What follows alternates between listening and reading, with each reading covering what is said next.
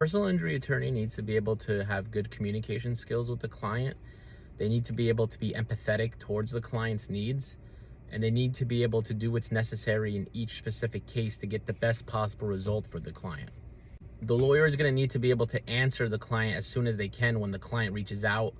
The lawyer also has to reach out to the client to see if they have any questions or concerns, and the lawyer needs to be able to give case updates regarding what's happening in their specific case. I've heard of stories where the client signed up with the biggest law firms in the country, and the client didn't even hear back from a lawyer from the firm for like 6, 7, 8 months from the date of when the client signed up with that firm. The lawyer also needs to be empathetic to what the client is going through. The client just got in a really bad accident. They're in a tremendous amount of pain. They have to go to treatment consistently and have to work out their schedule, and they may be working, and that's really tough situation.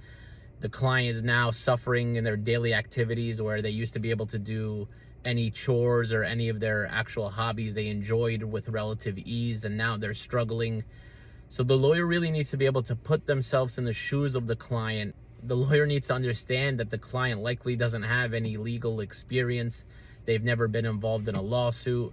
So if their questions seem basic or silly to a lawyer who has that specialized knowledge, that the lawyer has to understand that the client doesn't have any experience, and that no question is really silly, but to just be patient and answer all their questions with calmness and ease. So the lawyer needs to be able to do what's necessary for the client's specific case, even when the next step could be harder. I've settled the case in about 3 weeks because there was limited insurance coverage.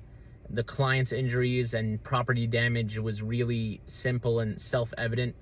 I've also worked on cases that spanned over 7 years, and the net result ended up in a multi-million-dollar settlement because the client's injuries were really severe. The question of who caused the accident was really complex.